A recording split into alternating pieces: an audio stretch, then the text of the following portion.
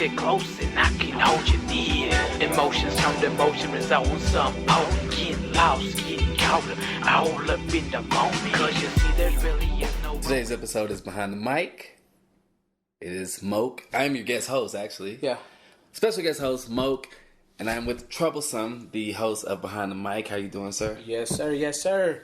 Today, we decided to go ahead and do something special for you. Lately, the lack of unity around here, So, had all of my fellow artists, MC extraordinaire, Moke, sincere to Mokey, for the ones that really been down since day one. Yeah, for real. This episode is basically a Behind the Mic episode with special guest host, Moke. Yes, Moke. But Moke and friends, But this is your episode now. Yeah. So you want to jump right in? Huh? Want to jump right in? Yeah, let's just go ahead and just jump right in it. All right. For the people who may not know, who are you? My name's TroubleSome, been in this rap game probably over a decade. I know that makes me an old rapper, but fuck it, I've been grinding. Does it make you an old rapper? Does it make you a seasoned rapper? That's a good question. Oh. Good question. I guess if you take my resume and the work I have put in, even helped around the city, whatever everything I've touched, basically, I guess I could technically consider myself a seasoned. I would say you're seasoned. I don't like an old rapper would be like 60. True. You know what I'm saying? And I only say old because, in the sense that someone is gonna eventually call me old, even though I'm really ain't old. In the sense I'm technically in my prime. Even you take the likes of 2 Chainz. He didn't make it till he was basically not really putting an age out, but he was of age. Yeah. But he's out there grinding, hanging with these young cats. Look at Rick Ross. Rick Ross like 40. Yeah. You know what I'm saying? And he's one of the best albums right now. Sorry, Drake. All right, but so before we start, are you still with Calico? Yes, I'm still with Calico.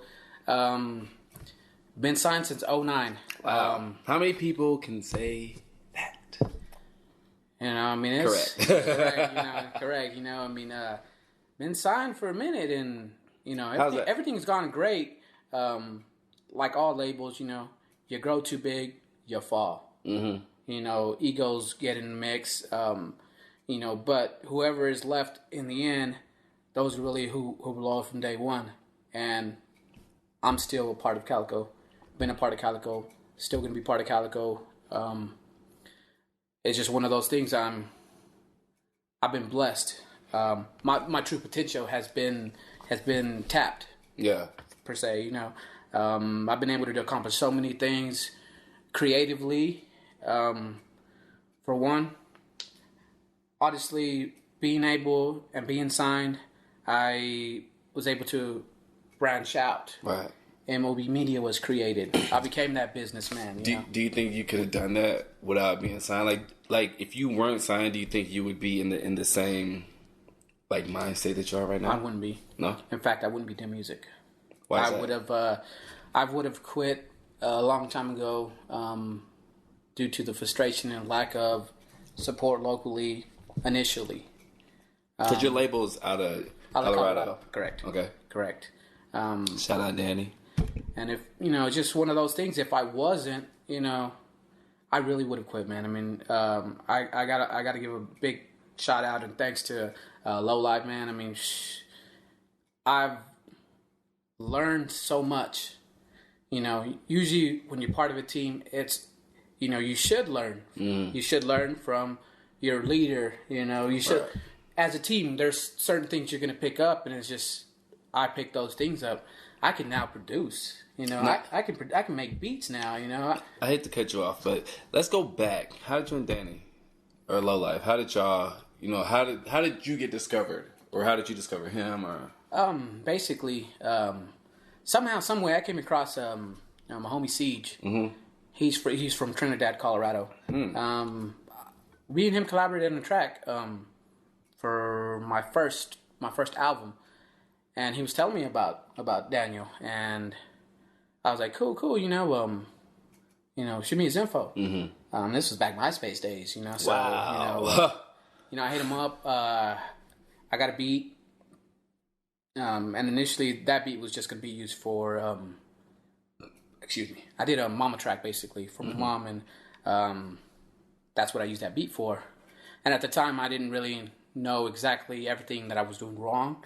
And I say wrong because I was literally making music blindly. I had no teaching, no nothing, no guidance, nothing beyond a few friends that I was doing music at the time with. Right. And I did learn some things from the people I was with at the time. Messing with networking. I'm not gonna knock that. I even learned to write from I guess writing bars from one of my homies. We were homies at the time or whatever, and kind of taught me how to write, which was a real important thing. Right. Because I kind of lacked that. I used to write to fit the beat. Now I write in bars. But now, what ended up happening? They ended up doing the car show, the Tejano Supercar show. Hector? They came down all the way from Colorado, and only to perform on the outside stage. But hey, they came down. I got to meet the whole camp, even some dudes that weren't in the camp that came through. Then from there, they already had ties with West Texas. Not necessarily. It was more of I let them know like who to hit up so they can get on the show basically. Because MySpace, even just like how social network is, you can find all this information easily. Right, yeah. And who's throwing the show, when it's going down. So that happened. They came down. There was no talk to me getting signed or nothing like that. It wasn't even on even my mind. Yeah. I went down and visited Daniel. I want to say it was the first time I went. I think it was like Thanksgiving holiday, and no. That was probably the first time I went, but it was the second time that I went. It was like on a July 4th weekend. Drove down there, left like fucking early as shit, and how long a drive is that? It's like where he was at. He was in Springs, Colorado Springs at the time. I drove 10.5 hours straight.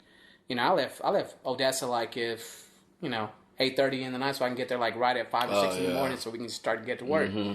So we got there, we chilled, made some music, and then nighttime came. We were making music, but also kind of like do a little bit of partying and everything. Right. And then, he saw how he was already slowly starting to see how dedicated I was. And it wasn't until I got my second beat from him. The second beat was for my track called "Gonna Be Alright." Sent me the beat, knocked it out. It was up to like 2 or 3 in the morning. Knocked out 3 verses. I already had a hook from another Calico member, Split. He did the hook, and he was impressed with the rapping, the content. I was spitting positivity. Right. The term "gonna be all right." What do you, to me, even when you hear that term, it's like positive. And he dug it. He dug it. At the one point, and this might make people go back and listen to the track, but I dropped my bottled water in the booth, and you could hear it on the mix. Oh yeah. But he left it in there, and he's like, "Don't worry about it." He was like, it was a small little thump, whatever, and it was one of those things you can't duplicate what you just did. Are you rapping with a bottle of water in your hand? No, I had a bottle of water on the ledge. You've been in my booth. Yeah, so you just going that hard. And then somehow I basically just dropped it. Yeah. And I think I was probably moving my hands or something, and I probably and it just fell down. And so we left it in there, and then I want to say it was shortly after that, he brought it to my attention, and he's like, you want to be part of the team? I'd already been buying beats. One thing about me is, I'll buy my beats, and I'd already been buying beats from him. And my album, which was going to be my second album, Keeping It Real Play. That's actually first Calico album, and I was pretty close to being done, and he was wanting to be part of the camp, and it happened. And ever since then, I ain't looked back. And he'll tell you to this day, I've been loyal. I put in hard work, man. But I felt like I've always been the underdog. Right. And to me, I want to be a representation of that. But why do you feel like you've been the underdog? rapping wasn't something that came naturally to me. It wasn't a natural. I had to work harder than the next man only for that reason. I loved something, but I wasn't great at it. Right. So the only thing I know to do is work hard and do what it is that you want to do. And I wanted to do music, you know. I wanted to do music, and I just had to work hard, man, because for one, no one really took me serious until I do something. Yeah. You know, and to me, getting signed was probably the first thing I did that was meaningful to me musically. Okay, so you had to practice to be good. So then, backtrack. Mm-hmm. That's a little troublesome. Mm-hmm. What was the inspiration? Like, what got you started to say, like, hey, this is something I want to do, or what made you say, hey, I want to just attempt to do this or try to do this, or your first rhyme or whatever? See, back in the day, I used to record, you know, from homies off of 14th Street in Odessa, you know. So you were the engineer? Pretty much, but it was one of those things like, I had a poor man's studio, but they were cool with it, you know. I think we all did. And they literally. I mean, I was recording on first sound recorder, you know. Wow. And then I recorded on a Coed Pro. How were you recording on a sound recorder? Because you know you only get like 60 seconds. You literally gotta get ready to hit that record button, you know, real quick. And especially if I'm basically in a sense being the engineer, I know that it's coming up. Gotta hit record real quick again so that I don't miss that little clip. Wow.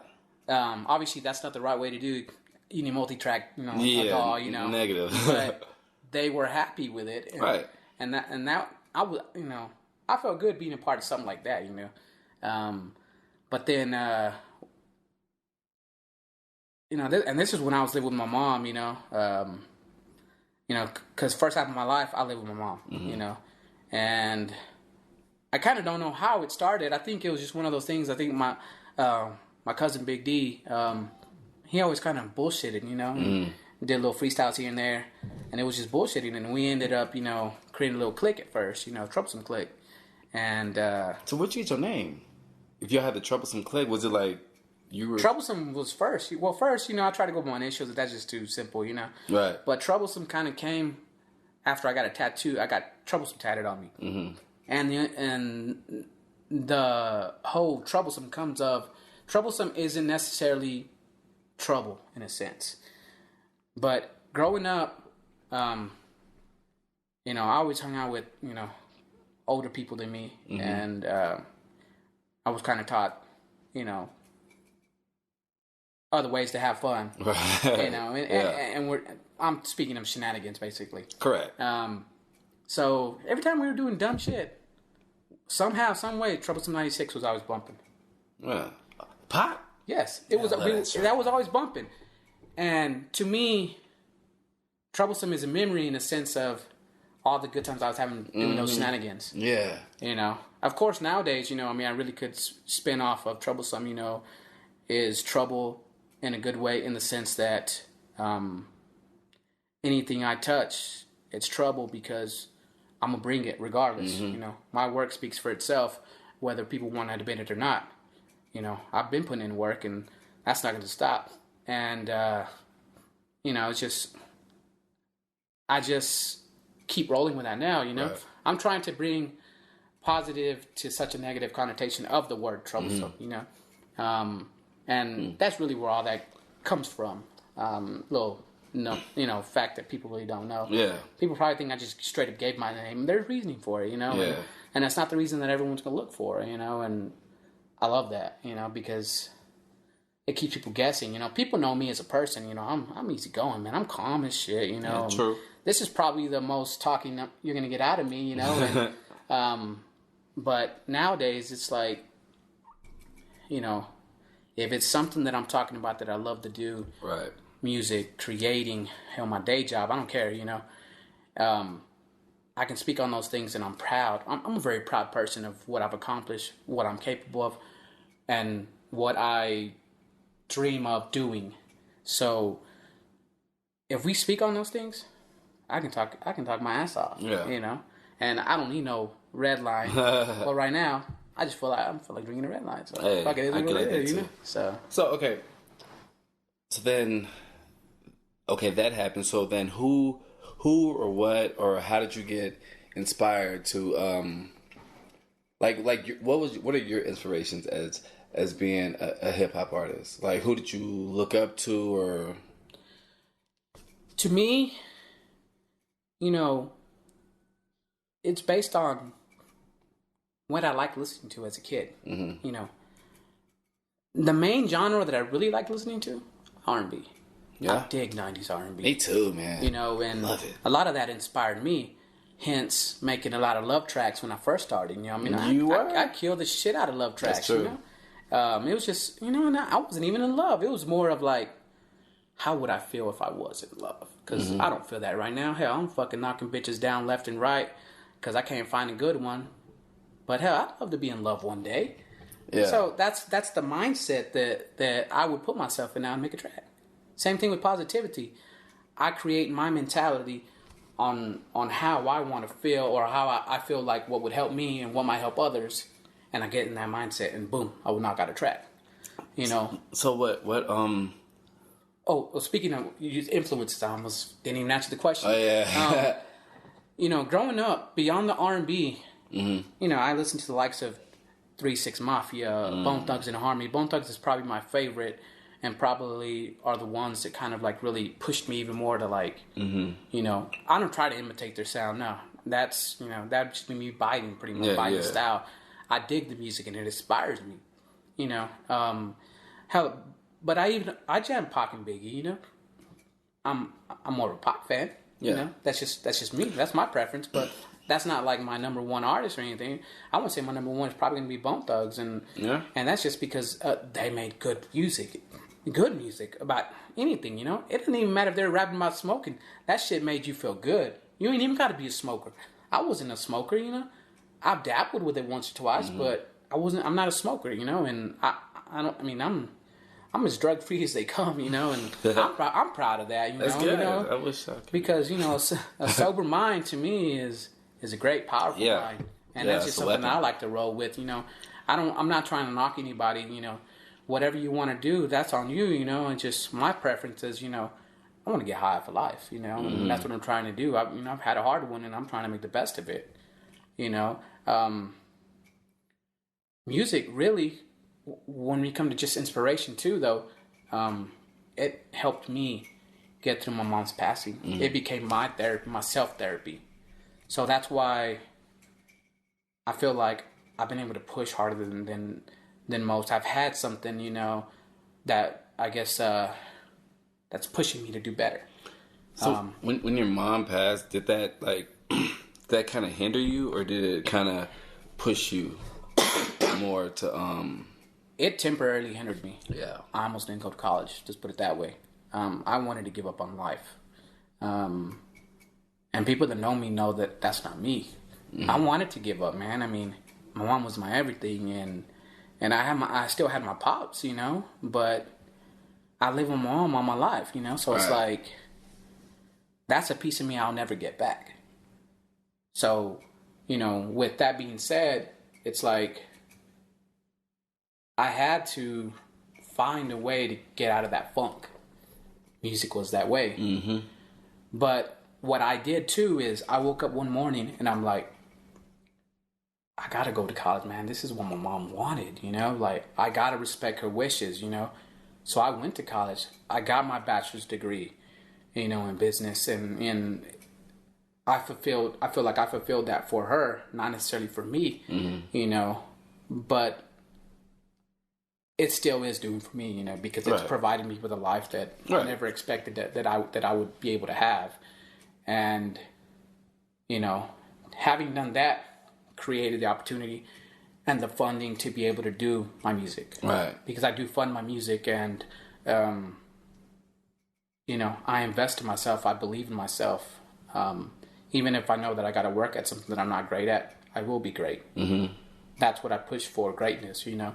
And not to be the best, just to be great at what I do and to inspire people. I do live to inspire, you know, and that's just where I stand in my mentality till this day, you know. I mean, you're as great as you want to be. Very true. Very true. Yeah. So I mean, okay, so you're working on a new project. Working on a new project. For the ones that don't know, and I don't want to speak too much about it because I need to have a full episode to speak on the project. Okay. But I will say that the new project is called Trouble's Back. Reason for that is my father was diagnosed with cancer in April of 2012. When that happened, I dropped everything. Most people may or may not have done that, but that is the choice that I made. I dropped everything. And that included music. Yes, I worked here and there, but more in the sense of for others than myself. And it was more of to keep me sane. Somebody would hit me, hey, I need a video. I was like, well, hey, it's hard for me to do work, but check this out, man. I can shoot you a video between these times, and literally we got maybe 2 hours to shoot. Mm-hmm. People were cool with that because I respected, my work. Yeah. So I would do that, and every now and then, it was like my breakaway from my dad for a little bit. And it really did keep me sane, man, because it, from 2012 till October of 2015, which was when, unfortunately, that's when my father passed. I was really not working on music. The only music that I made was I dropped an EP called Lately. Yeah. 8 tracks. I think 8 tracks, and that literally took all that time. All them years just to finish that little EP. Yeah. To me, finishing the EP was just closure on that time period in my life. Mm-hmm. It was supposed to be an album. I spoke on it. It was going to be an album. But I needed something to just...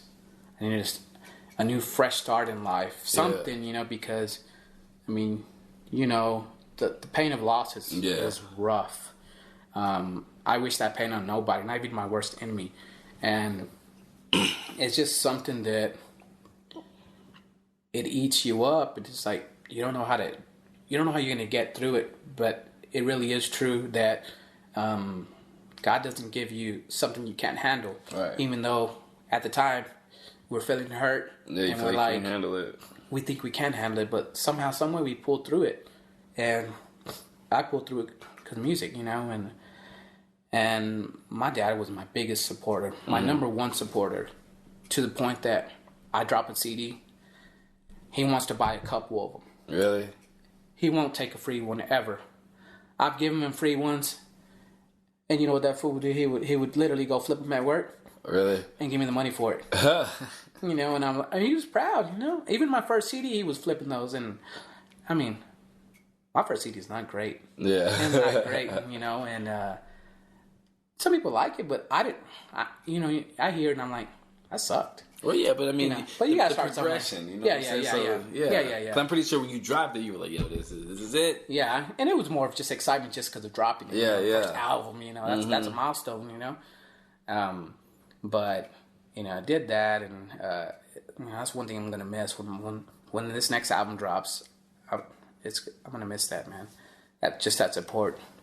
Yeah. If he was the only one that bought my CD, I'm okay with that. Right. Call me crazy, but I would be okay for that because he wouldn't just buy it just to say that he bought it. He'd buy it, he'd jam it, tell his friends about it. They'd buy one. Yeah. Even his Mexican friends that only speak Spanish. Mm-hmm. That buy it and shit. And of course, they see CD, see me on it, and they're like, they think I'm big shit. Superstar, I'm like, I don't know how y'all think it works like in Mexico, when these bands drop shit and they seem to be big shit, I'm just, I'm recorded here at the house and, I'm not big shit, I'm just creating, and I just invested in myself to, presentation was everything. So my CD, barcodes, rap, everything. Yeah. When there's barcodes and wrapped up, man, it's kind of official. It's important, to be like that, so. So as an artist, and this question is gonna be like, I don't know, but what is your take on the state of music here in West Texas? I've become too damn honest, and that's just what you're gonna get. Yeah. The state of it currently, everybody's fighting with everybody. egos, drugs, lack of quality, lack of effort. You know, I'm a big believer of quality over quantity. I push that every day, even in my own life, and that's lacking. You know, and it makes you some days not want to mess with the scene sometimes, Right. because there's so much hate and everybody's better than everybody, instead of, like, you know, thinking about unity and helping each other out grow. Because, you know, if someone makes it from the city, you know, we may feel like we all made it. You know, if you were a part of someone's success, in a sense, we did make it, you know? Yeah. You know, and if we helped everybody just get to that level, we all could be something, you know? We could be a scene where people would want to come to West Texas for a show. Right. Even if it's just locals here. And I feel like if more people took it seriously, as opposed to just have it be an image to get girls, to get drugs, to party all the time, whatever the case may be, if it was for the art, Right. it would be dope. You know, we're pretty much a small city, Midland, Odessa area. You know, I know we got a lot of surrounding areas, Fort Stockton. You know, there's talent in Fort Stockton too. Yeah. Shout out Nick D. Yeah. You know, Nick D, man, I've seen him grow. It's one of my favorites. You know, I've seen him grow as an artist and as a solo artist. Yeah. And I dig the music he's making now. Me too, man. Like, big time. You know, that single, I Hope, man, dope. Yeah. Man, I can't wait to see that visual. Did you shoot one? Yeah, he shot a video to him, man. I can't wait to see it. You didn't shoot it? I didn't shoot it. I feel like you're I the just only did. person I know that shoots like There's other really people. good, but good. There's other people, you Good. know. DP does a pretty good job. Good. You know? And I'm talking about good. You do really, really good. sometimes dude Dreamer comes down and shoots videos for some of the locals. He's from El Paso. He's DDP actually shoots videos? he shoots videos, but he doesn't shoot them all the time. You know, he stays busy with Comic Con and all that. Yeah. So, How many times does Comic Con come in a year?